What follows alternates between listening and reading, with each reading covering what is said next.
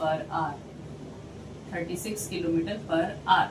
एक बस किस वेलोसिटी से मूव कर रही है? रोड पर जा रही है एक बस, स्ट्रेट लाइन पाथ कवर कर रही है, किस वेलोसिटी से मूव कर रही है? That velocity is 36 kilometre per hour. उसके बाद कुछ टाइम बाद जो ड्राइवर है उसने एक्सेलरेटर प्रेस किया।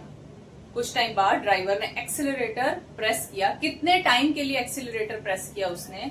Time is 10 second. 10 second time के लिए ड्राइवर ने एक्सेलरेटर प्रेस किया। एक्सेलरेटर प्रेस करने से क्या हुआ? जो बस है its velocity increases. Accelerator press करने से वेलोसिटी जो है वो इंक्रीज हो गई बस की। It becomes 54 kilometres per hour. Okay, initial velocity of bus, initial velocity is represented by small u. Initial velocity of bus is 36 km per hour, and after pressing the accelerator for 10 seconds its velocity increases and velocity become 54 km per hour. For this case final velocity v is 54 km per hour and initial velocity u is 36 km per hour, and you have to find the value of average acceleration for this case. You have to find the value of average acceleration. So average acceleration is equal to change in velocity divided by time interval or time taken. Change in velocity, final velocity minus initial velocity. Final velocity minus initial velocity divided by time.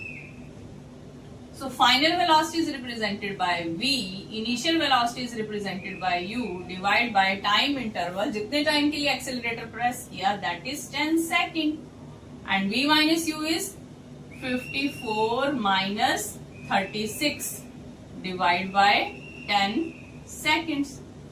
And this velocity is in kilometers per hour. तो क्या करने पड़ेगा बेटे आपको? यहाँ पे r use हो रहा है और यहाँ पे सेकंड यूज हो रहा है, तो सेम यूनिट्स बनाने पड़ेंगे आपको। ठीक है, आपको यहाँ पे वेलोसिटी जो वो किलोमीटर्स पर आवर में गिवन है, तो आपको इसको मीटर पर सेकंड में चेंज करना है। ऐसा नहीं होगा कि कोई सेम क्वेश्चन में आप कहीं टाइम को सेकंड में ले रहे हो, कहीं आवर्स में ले रहे हो, और एक आप डिस्टेंस को किलोमीटर्स में ले रहे हो और कहीं पर मीटर में ले रहे हो। सेम यूनिट्स रखनी है आपको। ठीक है, यूनिट सेम करने के लिए हमारे पास क्या फॉर्मूला बचे? किलोमीटर पर आवर को अगर आपने मीटर पर सेकंड में चेंज करना है तो डायरेक्टली आप उस टर्म को 5/18 से मल्टीप्लाई कर सकते हो। किलोमीटर पर आवर को अगर मीटर पर सेकंड में चेंज करना है तो क्या करेंगे? We multiply this value with 5/18। तो अगर जो वेलोसिटी आपकी u 36 किलोमीटर पर आवर है और आपने इसको मीटर पर सेकंड में चेंज करना है, तो कैसे चेंज करोगे? 36 मल्टीप्लाई 5/18 एंड 18 2 जा 36, so you get 10 meter per second. Similarly you can find the value of v. v is equal to 54 kilometers per hour, और अगर मीटर पर सेकंड में चेंज करोगे डायरेक्टली तो मल्टीप्लाई इट बाय 5/18। 18 3 जा 54 and 5 3 जा 15, this is 15 metre per second. ठीक है, तो मीटर पर सेकंड वाली वैल्यू जो है हम वो पुट करेंगे यहाँ पर।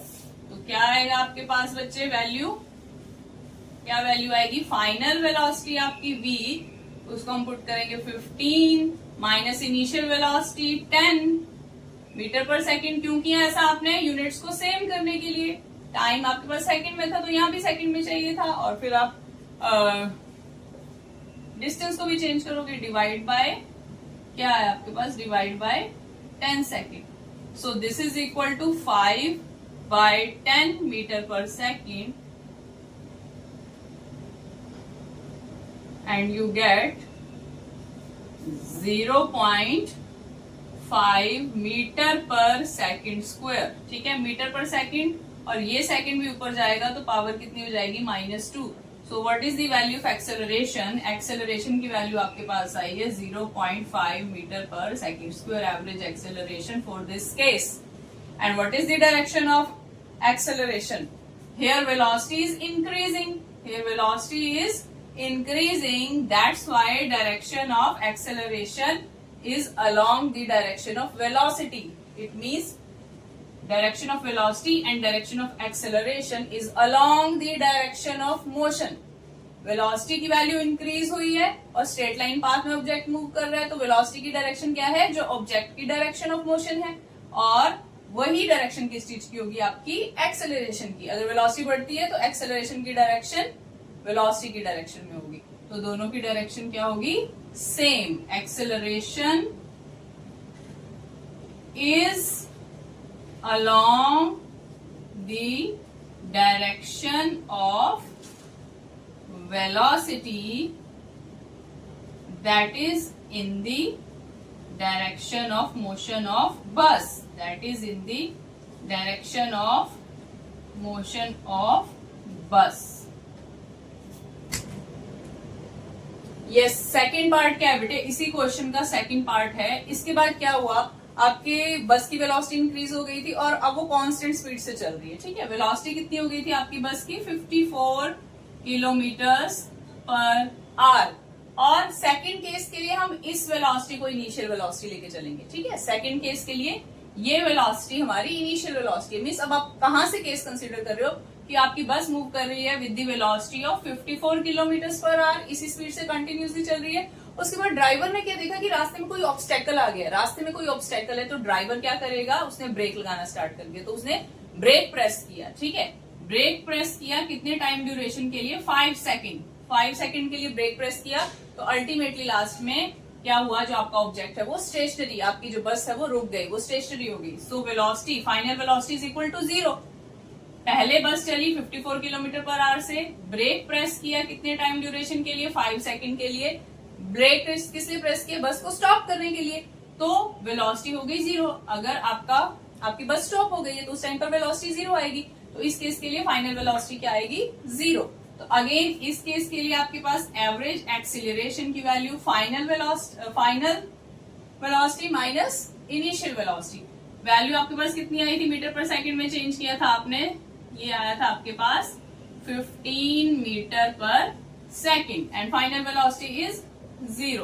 So final velocity minus initial velocity upon time taken. Time taken is 5 seconds.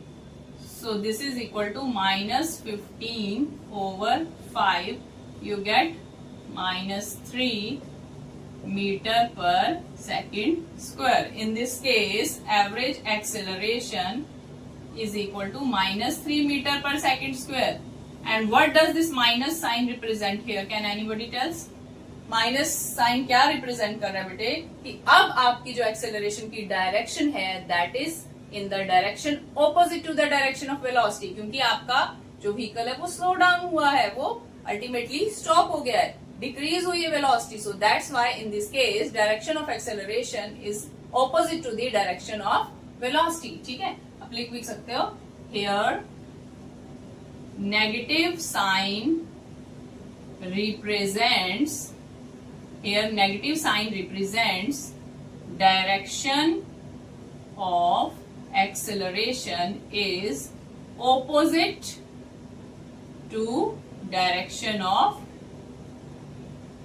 velocity. That's it.